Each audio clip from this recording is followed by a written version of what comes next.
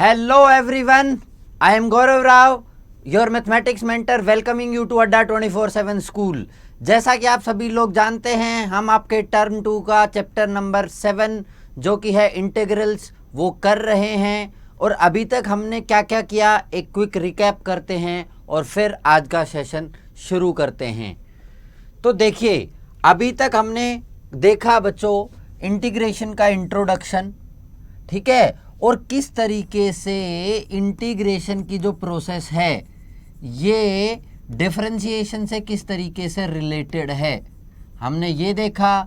फिर हमने इसी वीडियो में बहुत सारे स्टैंडर्ड फॉर्मूलाज देखे और अभी तक हम यही करते आ रहे हैं। हम कोशिश करते हैं हर एक गिवन फंक्शन को स्टैंडर्ड फॉर्म तक ले आएं, फिर स्टैंडर्ड फॉर्मूला लगाएं जिससे हमारा इंटीग्रेशन सामने आ जाए, ठीक है। फिर हम एक कदम आगे बढ़े, हमने मेथड्स ऑफ इंटीग्रेशन में दो चीज़ें सीखी।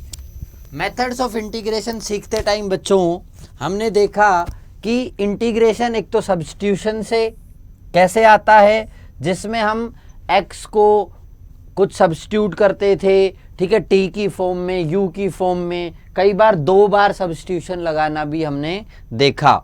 फिर हमने देखा किस तरीके से इंटीग्रेशन में गिवन फंक्शन को सिंप्लीफाई करने के लिए हम ट्रिग्नोमेट्रिक आइडेंटिटीज का यूज़ करते हैं, ठीक है, वेरियस ट्रिग्नोमेट्रिक आइडेंटिटीज का यूज़ करते हैं, हमने उनको देखा।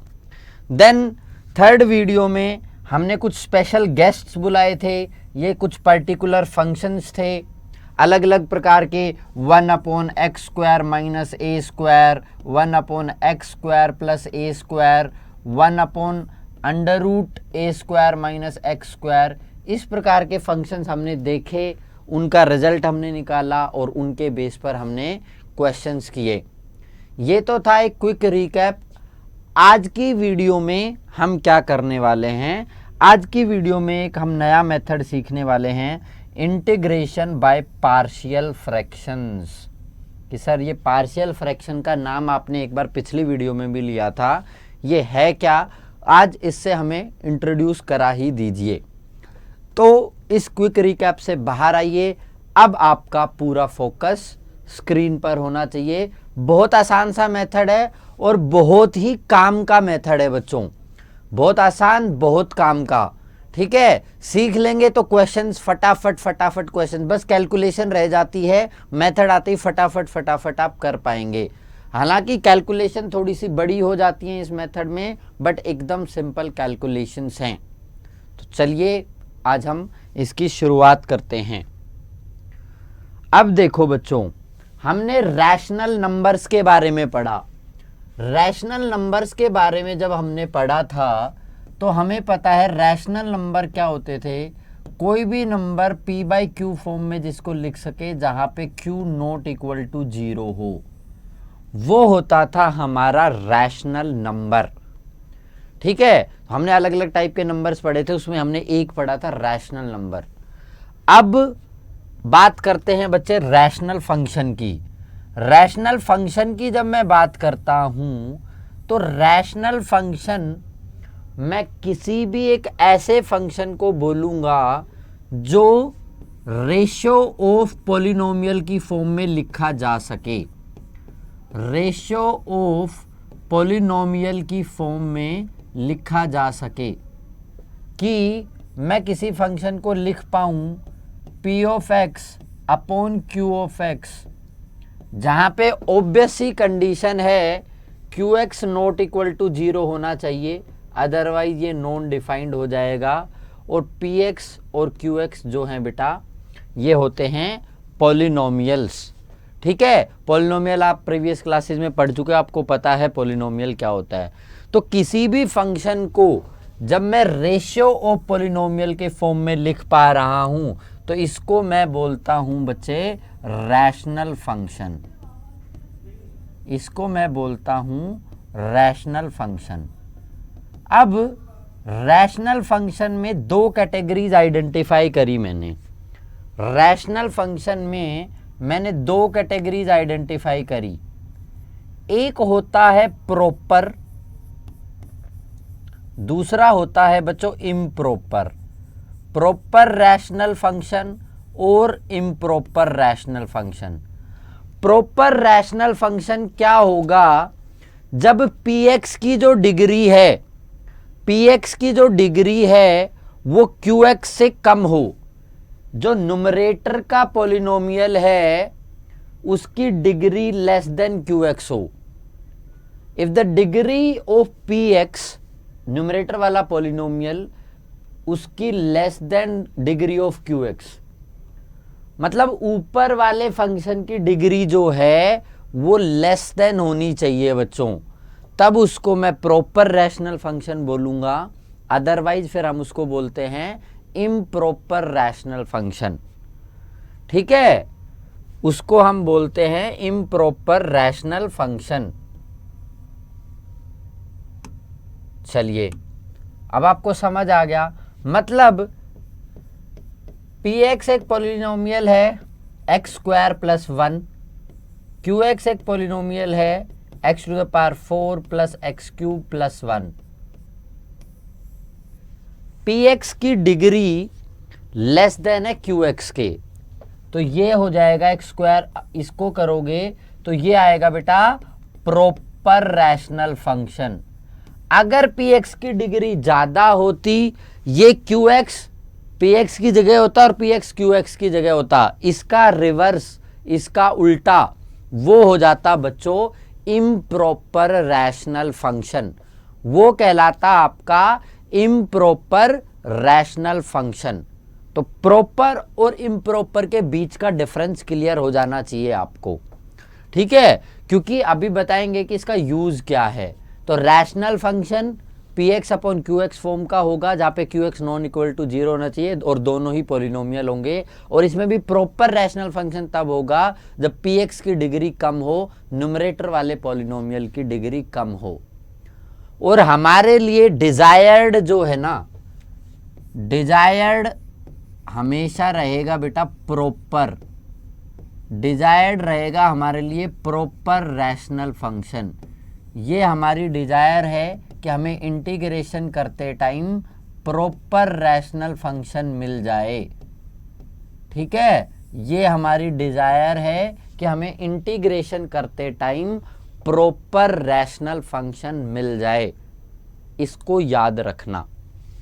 ठीक है, चलिए अब बच्चों अगर बात करें, कोई इम्प्रॉपर रैशनल फंक्शन आपको दे दे, कोई इम्प्रॉपर रैशनल फंक्शन आपको अगर दे दे, इम्प्रॉपर का मतलब हुआ, इम्प्रॉपर का मतलब हुआ बेटा कि px अपॉन qx फॉर्म है, जहां पे px की डिग्री जो है, px की डिग्री जो है ग्रेटर देन है, degree of px is greater than degree of qx। ठीक है, तो इम्प्रॉपर से प्रॉपर लाने का तरीका हमारे पास होता है।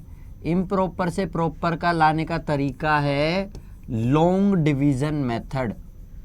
Long division method, long division method में क्या करते हैं कि px कोई पॉलिनोमियल दिया आपको अपॉन qx, तो मैं क्या करता हूं ना, ऊपर वाले की डिग्री ज्यादा है, इसकी डिग्री ज्यादा है, तो मैं सिंपली क्या करता हूं बच्चों, px को qx से डिवाइड कर देता हूं। वो बचपन वाला तरीका, px को qx से डिवाइड कर देता हूं। px को जब qx से डिवाइड कर दिया मैंने, जब px को qx से डिवाइड कर दिया तो आपका रिमाइंडर आएगा, कुछ डिवीजन में आ जाएगा। तो मतलब सिंपल सी बात है, px बाई qx को क्या लिख पाओगे, t ऑफ x प्लस जो आपका रिमाइंडर बचेगा वो और लिख पाओगे उसको। ठीक है, p1x, ये जो आपका रिमाइंडर बचा अपॉन qx, ये लिख पाओगे। माने अगर px था x4 plus x square plus 1, qx था आपका एक्स स्क्वायर प्लस 1, तो मैं सिंपल इसको कर दूं x स्क्वायर माने x to the power 4 plus x square, ठीक है, माइनस माइनस, ये भी गया, ये भी गया, 1 रिमाइंडर बच गया बच्चों ओनली। तो अब क्या लिख सकते हो, P x by Q x को लिख सकते हो x square plus 1 upon x square plus 1, ये लिख सकते हो इसको।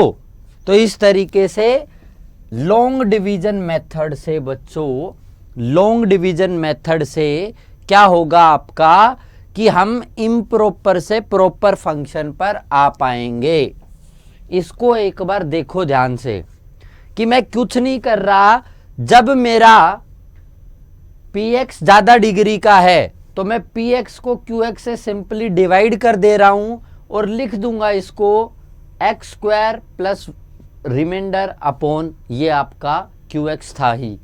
इस फॉर्म में लिख के लॉन्ग डिवीजन प्रोसेस से प्रॉपर पे आ जाएंगे और फिर हम उसका इंटीग्रेशन निकाल लेंगे, ठीक है।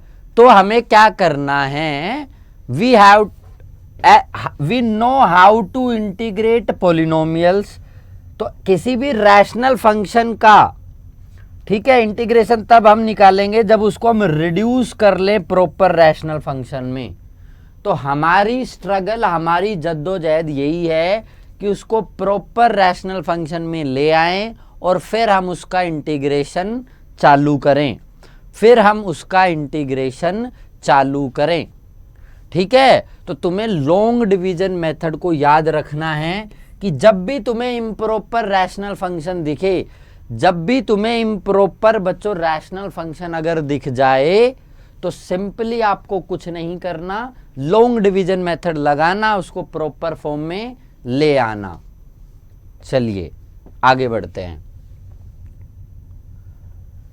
तो अब इस बार जो हम इंटीग्रेशन पर्पस के लिए कंसीडर करेंगे पार्शियल फ्रैक्शन में, उसके लिए एक शर्त है, उसके लिए एक शर्त है। पार्शियल फ्रैक्शन को जब आप यूज करना चाहते हो बच्चों, पार्शियल फ्रैक्शन को जब आप यूज करना चाहते हो तो उसके लिए शर्त क्या है कि डिनोमिनेटर जो है, डिनोमिनेटर जो है उसको लीनियर और क्वाड्रेटिक फैक्टर्स में फैक्टराइज कर पाओ, लीनियर और क्वाड्रेटिक फैक्टर। पहली बात डिनोमिनेटर, न्यूमरेटर की बात नहीं हो रही है, डिनोमिनेटर की बात हो रही है। डिनोमिनेटर माने रैशनल फंक्शन के नीचे वाला पार्ट, मतलब px अपॉन qx है तो qx की बात हो रही है यहां पर।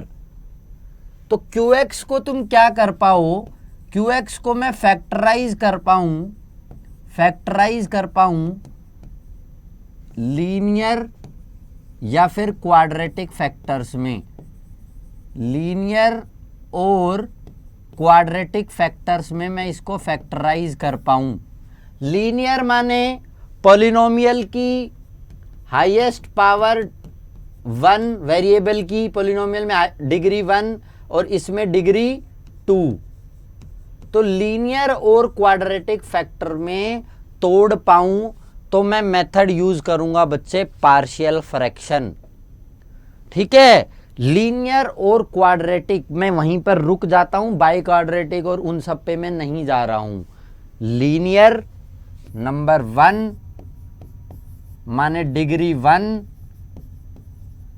ठीक है, क्वाड्रेटिक नंबर 2 माने डिग्री 2। तो लीनियर और क्वाड्रेटिक में अगर आप तोड़ पा रहे हो डिनोमिनेटर को तो आप समझ जाना कि आप पार्शियल फ्रैक्शन को लगाओगे और बहुत आसान क्वेश्चन इसका बन जाएगा, बिल्कुल इजी, परफेक्टली इजी आपका बन जाएगा। दूसरी बात क्या कहती है कि जो भी इंटीग्रैंड है हमारा, इंटीग्रैंड का मतलब आपको पता ही है, जिस फंक्शन को इंटीग्रेट करना है, मेरे को fx को अगर इंटीग्रेट करना है x के रिस्पेक्ट में तो fx मेरा होता है इंटीग्रैंड।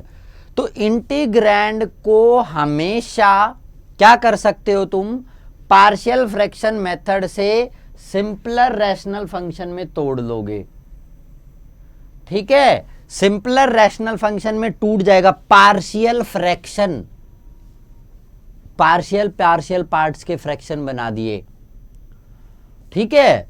भाई थाली थी तुम्हारे पास, थाली में इतने सारे चावल दाल भर दिए, तुम सोचो एक ही बार में खाता हूं, नहीं, पार्शियल उसका फ्रैक्शन कर करके खाते हो और फिर एंड तक तुम्हारा पेट भर जाता है और वो थाली से चावल भी खत्म हो जाते हैं। तो छोटे पार्ट्स में ब्रेक कर दिया, क्योंकि इंटीग्रेशन में से हमें कॉम्प्लिकेशन को हटाना है। कॉम्प्लिकेशन को हटा दिए, छोटे छोटे छोटे छोटे पार्ट कर दिए। छोटे छोटे छोटे छोटे पार्ट करने से क्या हुआ, सिंपल फॉर्म में आप परफेक्टली इंटीग्रेट कर पाओगे। आप बोलोगे, जैसे आपको एक बड़ा सा फंक्शन दिखेगा, कुछ ऊपर कुछ लिखा होगा, नीचे कुछ लिखा होगा, घबराओगे, लेकिन जैसे ही उसको छोटे टुकड़ों में तोड़ लोगे, आप बोलोगे ये इससे आसान तो क्वेश्चन ही नहीं था। और पार्शियल फ्रैक्शन में बेटा गलती नहीं होती है, ठीक है, बस आपको स्टेप बाय स्टेप चलना। एक ही शर्त है कि आपको स्टेप बाय स्टेप चलना है, बिल्कुल भी गलती नहीं होगी। तो इंटीग्रैंड को हम सिंपलर रैशनल फंक्शन में तोड़ लेंगे पार्शियल फ्रैक्शन मेथड से, और इसके बाद हम बहुत ही आराम से ऑलरेडी नोन मेथड से इंटीग्रेट कर पाएंगे। अब देखिए किस किस फॉर्म का रैशनल फंक्शन हो सकता है, किस किस फॉर्म में रैशनल फंक्शन हो सकता है। पहली फॉर्म आ जाती है px plus Q upon x minus A into x minus B. A और बी बराबर तो हो नहीं सकते बच्चों, नहीं तो ये स्क्वायर बन जाएगा एक चीज का, तो ए और बी बराबर नहीं है। तो इस फॉर्म को आपने ब्रेक कर लेना है। आप लिख लो a upon x minus A plus B upon x minus B, ठीक है। फिर इनको सोल्व करके कोफिशिएंट्स को कंपेयर करना है, ए और बी की वैल्यू आ जाएगी। सब में ही क्या करना है आपको, पहले ब्रेक,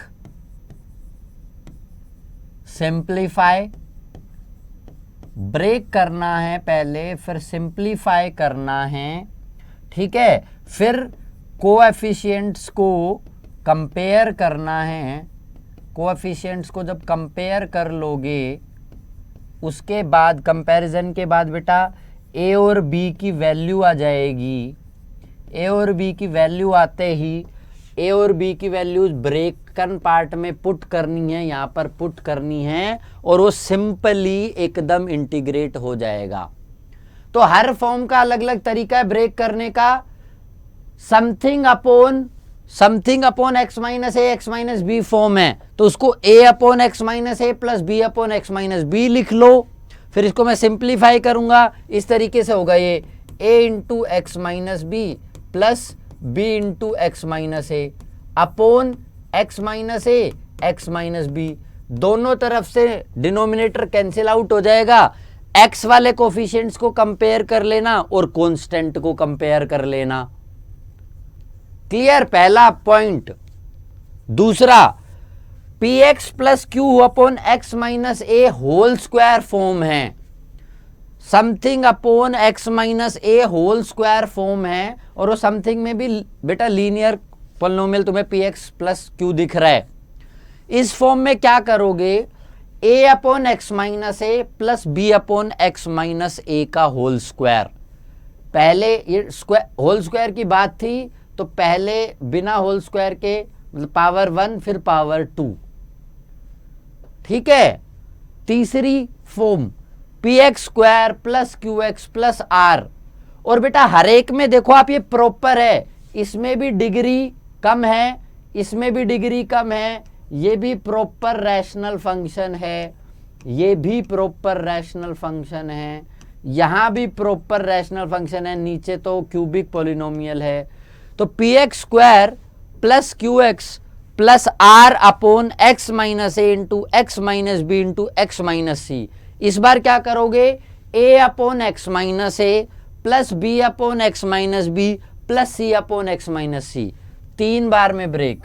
इससे थोड़ी कैलकुलेशन लंबी जरूर होएगी एबीसी कैलकुलेट करते टाइम, लेकिन आंसर आपका आ जाएगा। और एबीसी में से कोई एक 0 आ गया तो मजे ही आ जाएंगे, वो 2 ही बचेंगे। एबीसी में से कोई एक 0 आ जाए तो फिर तो मजे ही आ जाएंगे। चलिए, third form P x square plus Q x plus are upon नीचे एक का होल स्क्वायर है, x minus a whole square into x minus b. तो इस बार a upon x minus a फिर b upon x minus a whole square. यहां तक ये सेकंड वाली जर्नी लगाई मैंने। यहां तक ये सेकंड वाली जर्नी लगाई, plus c upon x minus b, plus c upon x minus b, ये हो गया यहां पे। क्लियर। नेक्स्ट जब बात करें P x square plus Q x plus are upon x minus A into x square plus B x plus C form में है, तो इस बार इसको ब्रेक कर लेना, A upon x minus A plus इस बार लिखना बी एक्स प्लस सी, इस बार यहां पर लिखना बच्चों b x plus c upon जो आपका क्वाड्रेटिक पॉलिनोमियल है डिनोमिनेटर का x square plus B x plus c. ठीक है, और इसकी कंडीशन यही है कि x square plus B x plus c को फर्दर फैक्टराइज नहीं कर पा रहे हो, फर्दर फैक्टराइज करोगे तो ये थर्ड वाली फॉर्म बन जाएगी, तो वो तो फर्दर फैक्टराइज कर रहे हो तो थर्ड वाली फॉर्म बन जाएगी, फर्दर फैक्टराइज नहीं कर पा रहे हो तो ये फिफ्थ वाला मेथड लगाना है। और हर एक में हमने बच्चों बात की प्रॉपर रैशनल फंक्शन की, प्रॉपर रैशनल फंक्शन के केस में आप पार्ट्स में ब्रेक कर दे रहे हो, तो जल्दी से सारे एक बार इनको आप गो थ्रू कर लीजिए, आपके सामने मेथड्स हैं, फिर हम इनके क्वेश्चंस लगाना शुरू करेंगे बच्चों, फिर हम इनके क्वेश्चंस लगाना शुरू करेंगे। जल्दी से देख लो, first form, second form, third form, fourth form, fifth form. Clear. तो यहां तक आप देख लीजिए, आगे बढ़ा जाए। बिल्कुल, बहुत बढ़िया, बहुत अच्छे से आपको क्लियर होता जा रहा है, बहुत अच्छी बात है। ये देखो अब dx upon x plus 1 into x plus 2, simple आपको फॉर्म दिख रही है पहले ही वाली फॉर्म दिख रही है, तो मैं करना शुरू करता हूं। 1 upon x plus 1 into x plus 2, पहले केवल इंटीग्रैंड को उठाओ और इस पे पार्शियल फ्रैक्शन लगाओ, इसको मैं लिख देता हूं a upon x plus 1 plus b upon x plus 2। ठीक है बेटा, अब इधर एलसीएम लो, एलसीएम लेते ये क्या बन गया, a into x plus 2 plus b into x plus 1 upon x plus 1 into x plus 2। Left hand side में तो 1 upon x plus 1 into x plus 2 है ही, एक्स प्लस 1 डिनोमिनेटर से डिनोमिनेटर को कैंसिल कर दो, इसको अब मल्टीप्लाई कर दो एक एक को, 1 equal to A x plus 2a plus B x plus B, ये दोनों तो बेटा मिला के कॉन्स्टेंट हो गए।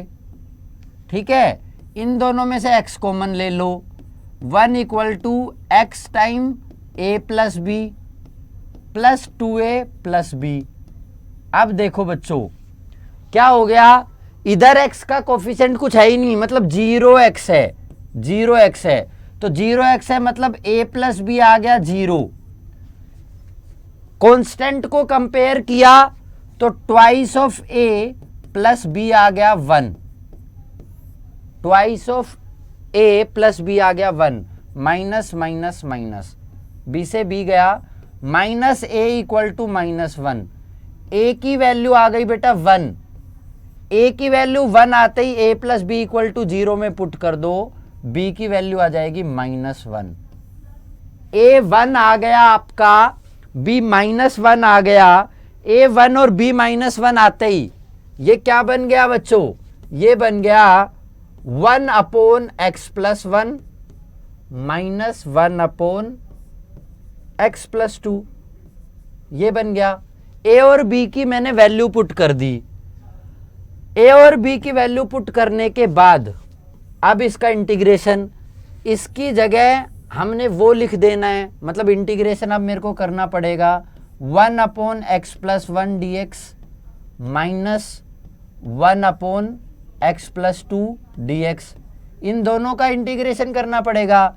इसका इंटीग्रेशन होता है log of mod of x plus 1, इसका हो जाएगा minus log of mod of x plus 2 plus c, log a minus log b form आ गई, चाहो तो log a plus a by b form में लिख दो, x plus 1 by x plus 2 plus सी।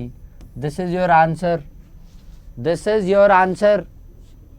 आ गया, log of x plus 1 upon log of x plus 2, answer आपका आ गया। तो बेटा कुछ भी नहीं, सिंपल कैलकुलेशन, एक 6 क्लास के बच्चे को भी दूं तो वो यहां से ए बी की वैल्यू दे देगा। ए बी की वैल्यू देखते ही स्टैंडर्ड फॉर्म आ गई आपके इंटीग्रल की। स्टैंडर्ड फॉर्म आते ही आपने झटपट आंसर यहां पर दे दिया है। फटाफट आपका आंसर आपकी स्क्रीन पर आ गया है। ठीक है, कोफिशिएंट कंपेयर करने में कोई डाउट नहीं होना चाहिए। x का कोफिशिएंट इधर a प्लस बी है, इधर इस साइड 0 था। कांस्टेंट इधर 2a प्लस बी था, इधर 1 था। तो कोफिशिएंट कंपेयर करने में गड़बड़ मत करना, कोफिशिएंट्स कंपेयर करने में गड़बड़ मत करना, स्टेप बाय स्टेप चलना, फटाफट आपका आंसर आ जाएगा, फटाफट आपका आंसर आ जाएगा। एक बार देख लो इसको, फिर हम नेक्स्ट क्वेश्चन पर चलते हैं, क्योंकि ये पहला क्वेश्चन था आपका। ठीक है, पहला क्वेश्चन आपको परफेक्टली क्लियर होगा तो आगे की जर्नी एकदम स्मूथ होते चली जाएगी, आगे की जर्नी एकदम स्मूथ होते हुए चली जाएगी। चलिए नेक्स्ट क्वेश्चन बेटा। और इंटीग्रेशन में क्वेश्चन देखने से पहले एक बात याद रखना, इंटीग्रेशन में क्वेश्चन को देखते हुए 10 सेकंड लगाना, पेन चलाने की जल्दी मत करना, 10 सेकंड लगाना, फॉर्म पहचानना कि ये फॉर्म क्या आ रही है, 10 सेकंड लगा के फॉर्म पहचानना। तो इंटीग्रैंड है हमारा 3x minus 2 upon x plus 1 का whole square into x plus 3। ये जानी पहचानी फॉर्म है, बिल्कुल जानी पहचानी फॉर्म है, तो इसको लिख लेते हैं बेटा। 3x minus 2 upon x plus 1 का whole square into x plus 3, ये फॉर्म है। इसको लिखो a upon x plus 1 plus b upon x plus 1 का whole square plus c upon x plus 3। यही लिखेंगे बेटा। होल स्क्वायर था तो एक बार पावर 1 फिर होल स्क्वायर, तो a upon x plus 1 plus b upon x plus 1 whole square plus c upon x plus 3। अब बेटा डिनोमिनेटर से डिनोमिनेटर दोनों साइड कैंसिल हो जाते हैं, ये आप लोगों को पता है एलसीएम लेते ही, इतनी बात तो क्लियर होती ही है। इसको लिख लो, a के साथ आएगा बेटा x प्लस 1 आएगा इंटू एक्स प्लस 3 भी आएगा। एलसीएम लोगे तो x plus 1 whole square x plus 3 आया ना, प्लस b के साथ आएगा आपका x प्लस 3 प्लस c के साथ आएगा x प्लस 1 का होल स्क्वायर। ठीक है, देखने में थोड़ा बड़ा लग रहा होगा, लेकिन अभी सिंप्लीफाई करो। 3x minus 2 equal to a x square plus 3x plus x plus 4x plus 3 plus bx plus 3b plus c times of x square plus 1 plus 2x। सबको सिंप्लीफाई कर लो। a x square plus 4ax plus 3a plus bx plus 3b plus cx square plus c plus twice of cx। सबको मैंने बेटा simple कुछ नहीं करा, open करके लिख दिया है। अब क्लब कर लो, एक्स स्क्वायर वाली टर्म्स को एक जगह क्लब कर लो। ठीक है, इसके अलावा फिर आप क्लब कर लो भाई आपकी x वाली टर्म्स को, और फिर कांस्टेंट वाली टर्म्स को क्लब कर लो। तो एक्स स्क्वायर वाली टर्म को क्लब करूं मैं तो a plus C x square, तो ये टर्म हो गई, ये हो गई। अब क्या करो कि x वाली टर्म को क्लब कर लो, plus x times 4a plus b plus twice of c, तो 4ax ये यूज हो गई, bx यूज हो गई, आपकी ट्वाइस ऑफ cx यूज हो गई, प्लस कांस्टेंट वाली 3a प्लस 3b प्लस आपका c, 3a plus 3b plus c। Coefficient compare करना शुरू करो बेटा।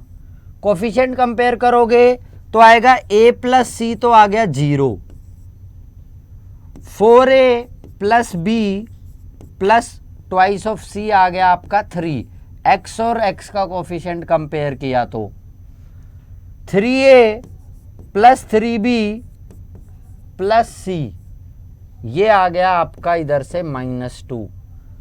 देखो ध्यान से, कोफिशिएंट्स को कंपेयर कर दिया, a प्लस सी तुम्हारा 0 आ गया, 4a plus B plus twice of c आपका 3 आ गया, और 3a प्लस 3b प्लस सी जो है बेटा ये आपका आ गया है -2।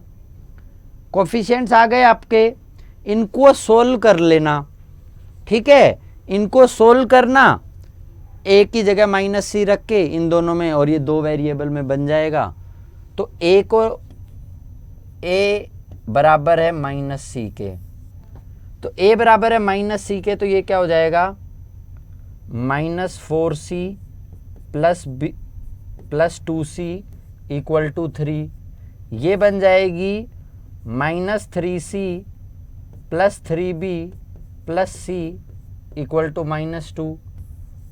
इन दोनों को सिंप्लीफाई करोगे तो क्या आ जाएगा आपका, इन दोनों को सिंप्लीफाई करते आ जाएगा -2c plus b equal to 3, और -2c इधर भी -2c plus 3b equal to -2, plus minus plus, ये कैंसिल आउट हो गए। 4b आ गया आपका 5 के बराबर, b आ गया 5/4, b आपका आ गया बेटा 5/4,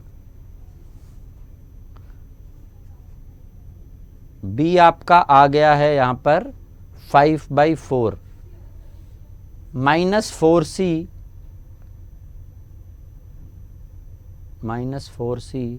प्लस b प्लस 2c, तो ये आ जाएगा -2c plus b equal to 3।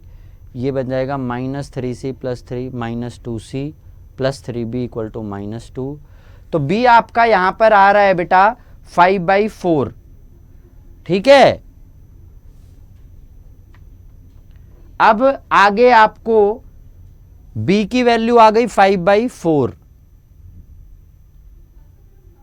Sorry b की वैल्यू यहां पर, एक मिनट, ये देखिए b की वैल्यू यहां पर क्या आ रही है बेटा आपकी -2b, तो b आ गया आपका -5/2, b आ गया आपका -5/2, क्योंकि ये हो जाएगा आपका -2b, इधर आएगा आपका -2b, तो b आ गया आपका -5/2।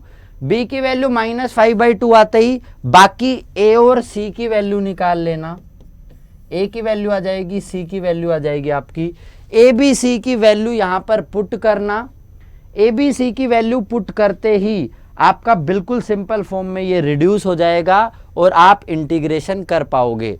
भाई b की वैल्यू -5/2 यहां रखोगे, एक आ जाएगा, a की वैल्यू समथिंग आ जाएगी, c की वैल्यू समथिंग आ जाएगी, a की वैल्यू जो भी कांस्टेंट आए 1/x+1 बन जाएगा बेटा आपका log of mod of x+1, ठीक है। दूसरे में बचेगा आपका x+1 का होल स्क्वायर जो नीचे था, ठीक है, इसको आप सिंपली इंटीग्रेट कर पाओगे। तो इस तरीके से आप सिंपल इंटीग्रेशन कर लोगे इसका a b c की वैल्यू निकाल के, बिल्कुल सिंपल मेथड है। आगे चलते हैं, ठीक है, नेक्स्ट क्वेश्चन पर आते हैं।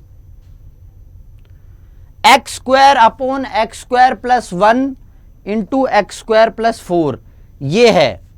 अब ना तो मैं इसको कुछ रिड्यूस कर पा रहा हूं, ठीक है, इसको x² प्लस a² लिखने में भी फायदा नहीं होगा, और मैं जानता हूं कि इस प्रकार का तो मैंने टेबल में इस प्रकार का मेथड नहीं देखा, ठीक है। तो मैं क्या करता हूं ना बेटा, लेट x² को y मान लो थोड़ी देर के लिए, x² को y मानते ही क्या होगा, y upon y+1 into y+4, y upon y+1 into y+4, ठीक है, ये बन गया। अब इसको थोड़ी देर के लिए मैं इंटीग्रेशन साइन हटा लेता हूं।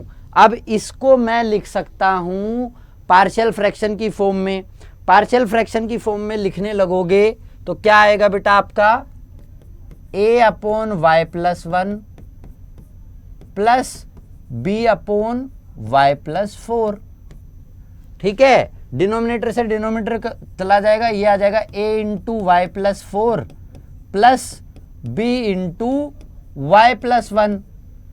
इसको ओपन करोगे a y plus 4a plus b y plus b. y का कोफिशिएंट आएगा a प्लस बी इधर से कंपेयर करोगे 1, 4a plus B 0, 4a plus B क्या आ गया 0, a प्लस बी 1 और 4a प्लस बी आ गया आपका 0, माइनस माइनस माइनस, b से b गया -3a इक्वल टू 1, a आ गया आपका -1/3। a -1/3 आते ही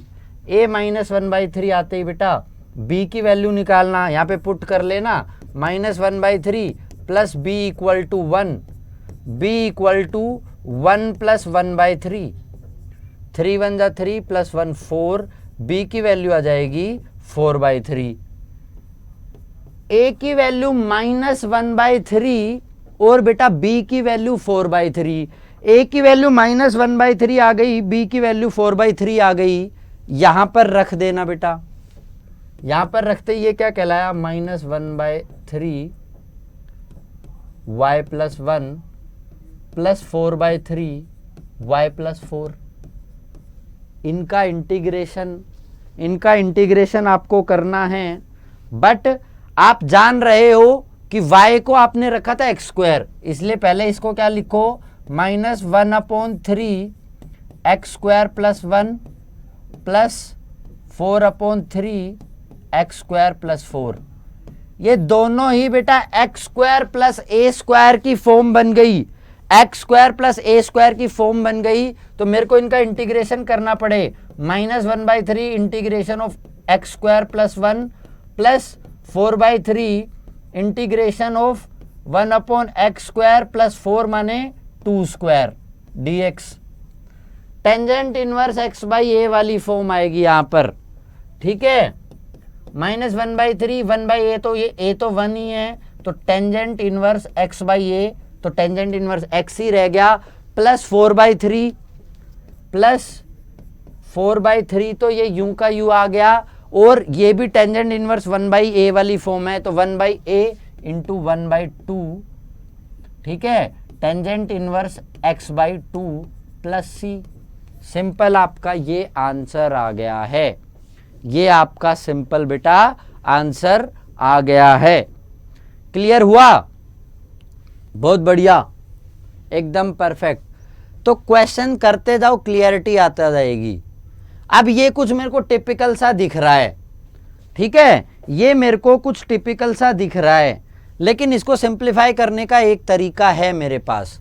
इसको सिंप्लीफाई करने का एक तरीका है, y को ले लो साइन फाई, y को ले लिया साइन फाई, तो dy बाई डी फाई हो जाएगा कोस फाई, माने dy आ गया, dy बाई कोस फाई आ गया आपका डी फाई के बराबर। अब देखो इधर ये क्या बनेगा, इंटीग्रैंड को लूं तो 3y minus 2 into cos phi upon 5 minus cos square phi. Sine phi जब y है तो ये हो जाएगा 1 minus sine square phi, sine square phi का मतलब y² माइनस 4 ऑफ y, और डी फाई की जगह dy बाई कोस फाई, ये गायब। अब ये क्या फॉर्म बच गई बेटा, ये बच गई 3y minus 2 upon 5 minus 1 plus y² minus 4y। ठीक है, क्या बन गई 3y minus 2 upon y² minus 4y plus 4। इस नीचे वाले पार्ट को क्या लिख सकते हो, y माइनस 2 का होल स्क्वायर, तो ये क्या आ जाएगा 3y minus 2 upon y square minus 4y plus 4। इसको मैं लिख सकता हूं 3y minus 2 upon y minus 2 का होल स्क्वायर, y माइनस 2 का होल स्क्वायर। अब इसको पार्शियल फ्रैक्शन फॉर्म में लिख लो, 3y minus 2 upon y minus 2 का whole square equal to a upon y minus 2 plus b upon y minus 2 का whole square. यहां से सिंपली क्या आ जाएगा 3y minus 2 equal to a into y minus 2 plus b, imply 3y minus 2 बराबर ay minus 2a plus b। y का coefficient और constant को कंपेयर कर लो, y का कोफिशिएंट कंपेयर करते ही a आ गया 3, a आ गया बेटा आपका 3, a 3 और माइनस 2a प्लस b आया आपका माइनस 2, a3 तो ये हो जाएगा minus 6 plus b equal to minus 2, minus 2 plus 6 b आ गया 4, a आ गया आपका 3, b आ गया है आपका 4, a3 b4, a3 b4 वहां पर रख दो, a3 b4 वहां पर रख दो बेटा। a3 b4 जैसे ही रखने जाओगे क्या हो जाएगा 3 upon y minus 2 plus 4 upon y minus 2 का whole square, a upon y minus 3 upon y minus 2 और आपका आ गया है 4 अपॉन वाई माइनस 2 का होल स्क्वायर। दोनों का सिंपल आप इंटीग्रेशन कर दो बेटा, इंटीग्रेशन कर दोगे उसके बाद y को फिर से साइन फाई रख देना, इंटीग्रेशन करते ही y को वापस से साइन फाई रख देना, आपका आंसर आ जाएगा, आपका आंसर आ जाएगा। ठीक है, चलिए बहुत अच्छी बात है, आगे बढ़ते हैं।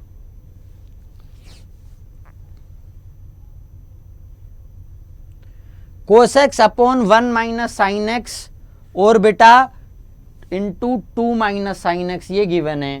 तो अब सिंपली कुछ मत करो बेटा, क्या करो फिर से साइन एक्स को पुट कर दो टी, साइन एक्स को जैसे ही टी पुट करोगे ये हो जाएगा cos x equal to d t upon d x और d t by cos x आ जाएगा आपका डी एक्स। इधर क्या हुआ cos x upon 1 minus t into 2 minus t d t by cos x, काम खत्म। Simple 1 upon 1 minus t into 2 minus t, ये फॉर्म आ जाएगी a upon 1 minus t plus b upon 2 minus t. सबसे पहला जो क्वेश्चन करा था उस फॉर्म में बेटा रिड्यूस हो गया, रिड्यूस होते यहां से वैल्यू निकालने लगोगे तो क्या आएगा 2a minus A T plus b minus B T 1। तो यहां से t वाला कोफिशिएंट 0, t वाला कोफिशिएंट 0 और 2a प्लस b आ जाएगा 1। ठीक है, t वाला कोफिशिएंट 0 और आपका ये आ जाएगा, इससे a और b की वैल्यू आ जाएगी, a और b की वैल्यू आते ही सिंपली आप आंसर कर पाओगे, सिंपली आप आंसर कर पाओगे। चलिए नेक्स्ट क्वेश्चन पर आ जाते हैं।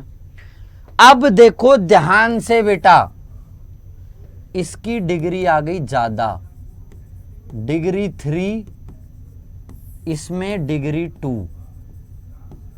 ये बन गया इम्प्रॉपर, ये बन गया इम्प्रॉपर।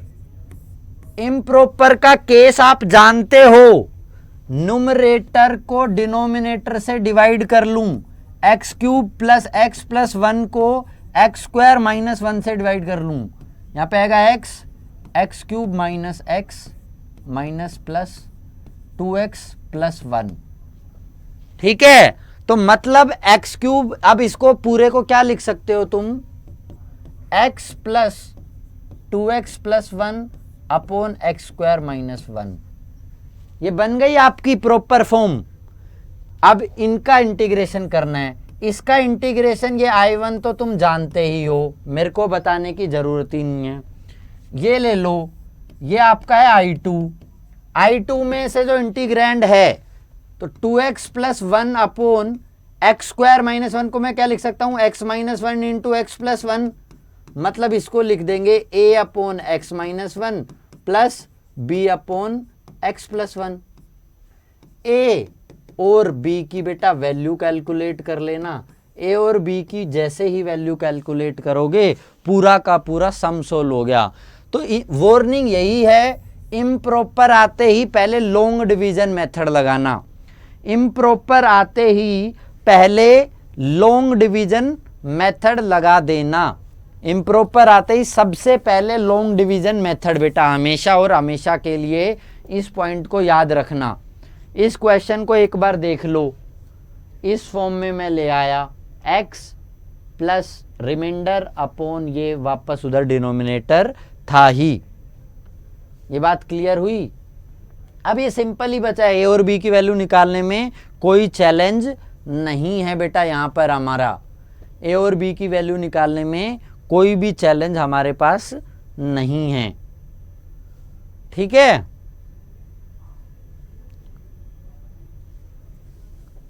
चलिए नेक्स्ट क्वेश्चन पर आते हैं। तुम्हें दिया बेटा, वही बार बार बोल रहा हूं कि क्वेश्चन पर 10 सेकंड जरूर लगाना, क्वेश्चन पर 10 सेकंड जरूर लगाना। तो क्वेश्चन देखते ही मेरे दिमाग में एक बात आ रही है कि क्या हो रहा है यहां पर 1 अपॉन x4 माइनस 1। इसको मैं बेटा ये लिख सकता हूं 1 upon x square minus 1 into x square plus 1। क्या करा मैंने, एक्स स्क्वायर का स्क्वायर माइनस 1 का स्क्वायर, ए स्क्वायर माइनस बी स्क्वायर को वापस से ओपन कर दिया। इसको मैं फिर से अगर देखूं तो ये लिख सकता हूं 1 upon x minus 1 into x plus 1 और into x square plus 1। X square plus 1 है, ये can't be factorised further, this can not be factorised further.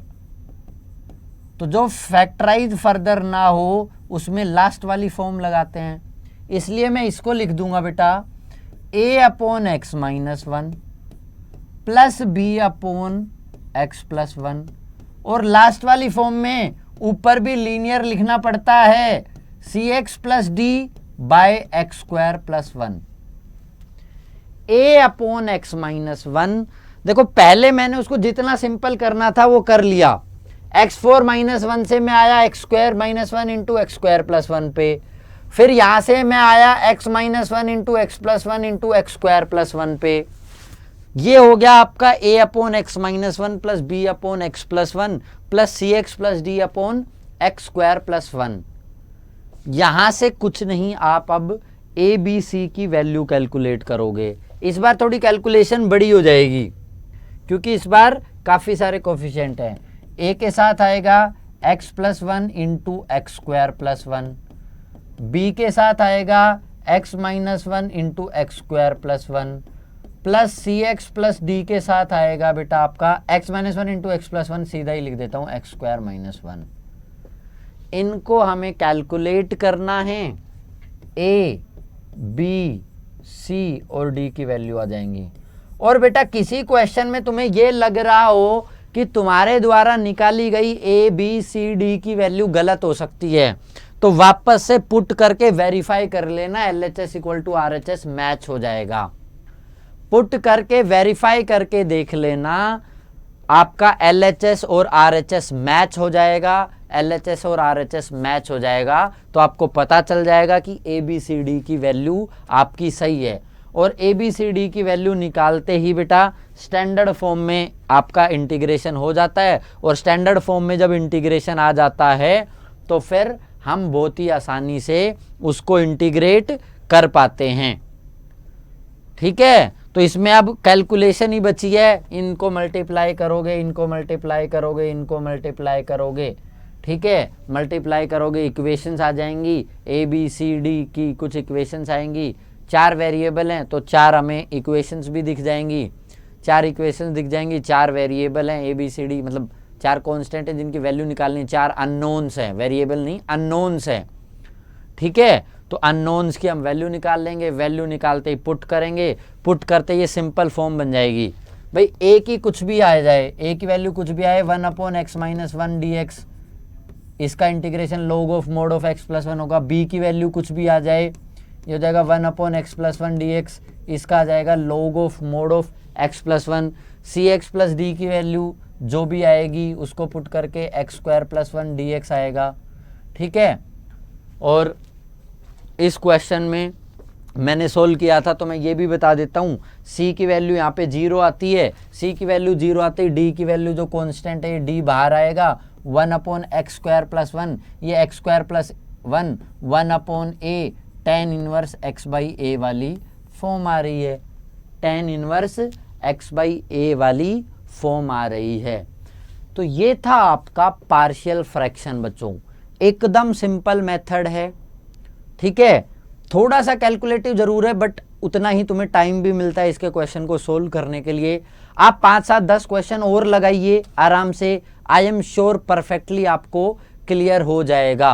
तो लगातार आपके लिए अड्डा 24/7 स्कूल आपके टर्म 2 के सिलेबस को लेके आ रहा है, तो हमारे चैनल को सब्सक्राइब करना ना भूलें, लगातार हमारे साथ जुड़े रहिए और आपके टर्म 2 की कंप्लीट तैयारी की जिम्मेदारी हमारी है। आपकी प्रिपरेशन के लिए ऑल द बेस्ट।